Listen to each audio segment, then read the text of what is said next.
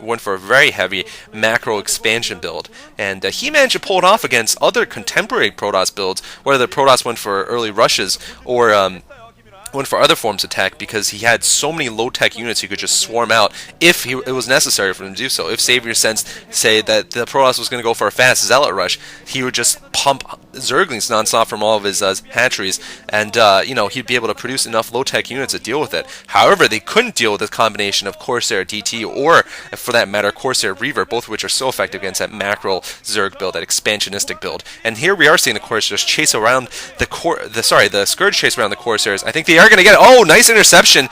Good work from Com there, killing off the first Corsair. It's actually really important because Bisu's going to be denied some information for a while. And look at this, the 6th hatchery going up here from Com. On Medusa, of course, you're allowed to double expand quite easily, and actually what I was saying, it wasn't 4 bases, it was really 3 bases that Savior would get usually, 4 hatcheries really early on, and he usually would get the 4th base really early too though, and on a map like this, Savior would probably have another expansion at this point. But anyway, here we are seeing 6 hatcheries off the initial 3 bases. We are going to see a lot of low-tech units, but they're going to be quite large in size, this army of comms, pretty soon. Bisu has a tech advantage, though. He has Archons out, +1 attack out, and probably have some High Templar join his army. But right now, those Hydra Ling are going to push that army back until Bisu really feels like he has a superior force, and he doesn't feel like that yet, so he's going to run back to his base. He's also picking up the natural behind his base.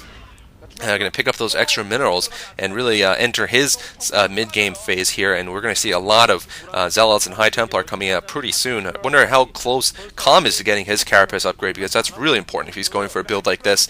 He's not going, in fact, for early Lurkers. With that 6 hatchery, he's really signaling he's going to go heavy on the Hydra Ling here and really try to keep Bisu in his base, and also possibly go for a break if he's lucky. But by the time these High Templar are out, though, he really can't go for a break, so never mind. He is going to need Lurkers, though. Bisu on the warpath here, and those upgraded Zealots and the Storm are probably going to come out soon, and those are going to cut apart those Hydralisks. Hydralisks do not have Carapace +1 yet, and that is going to be really to their detriment, although they're in such large numbers at this point that Bisu really can't attack with his army just yet. He needs a couple more High Templar to be able to handle this. And we'll probably see Com go for another expansion pretty soon here. Com also getting another Corsair. Nice work there by Com, and he won't be able to, Bisu's not going to be able to spot any kind of major switch that Com makes, or any new expansions with the Corsairs. Anyway, though, Bisu having a decent amount of effort here. He needs a decent amount of effort to push Com back from the front of his base. He doesn't want to get bottled in, and once the Lurkers come, that would put him in a really bad position. He wants to keep the middle of the map. There's the first Storm, catching a couple of Hydralisks. Not very successful, though, and Com showing some good mastery of these low-tech units, almost Savior-esque in his Zerg versus Protoss play, if I may say so.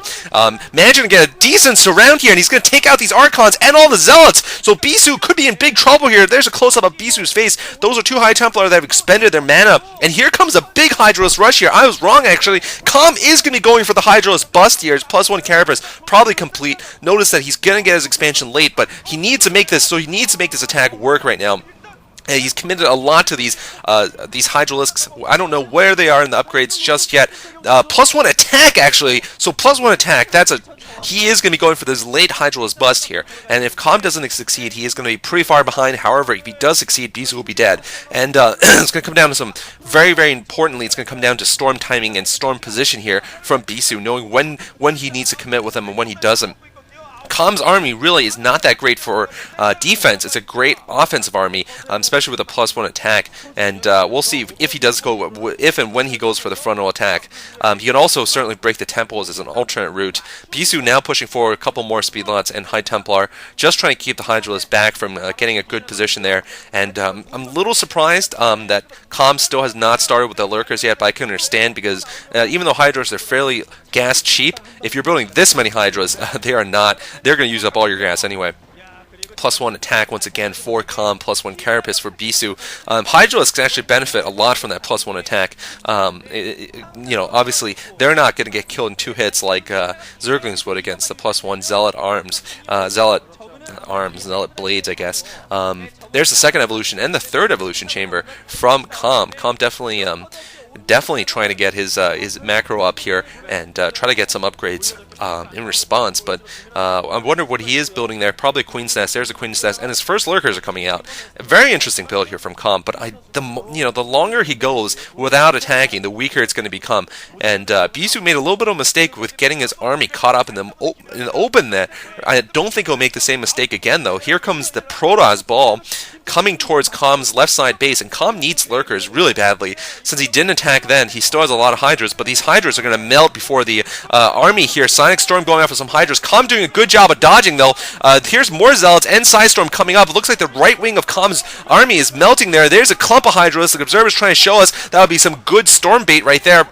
Looks like most of the Zealots are gone down. However, most of the Hydralisks have also gone down here to some good storms, and the Zealots of Bisu. Bisu looks like he's going to have just a couple of Dragoons survive this attack, though, and I don't think they're going to be able to take out that hatchery on the left side. I don't know if that High Templar has enough energy for a storm, though. It could devastate that drone line if it does. Bisu coming with another reinforcing group of Zealots, though. Speedlots coming in. I think they're going to win the race. In fact, I don't think Com's going to be able to reinforce in time. He just needed more lurkers to deal with that massive speedlots. If he had, say, 3 more lurkers in that battle, Bisu would have lost for sure. And now he's going to have to defend. It looks like he is going to get the lurkers in position. Bisu does not have observers yet. He might just target fire at the hatchery, though, and try to take him down. But this army will fail here. Bisu's army will not be able to take out the units. It's going to come down to whether he's going to go for the hatchery. And there he goes with the hatchery. There's the observer, though. I didn't see that building, and Bisu does have his observer. I think he is going to win this battle now.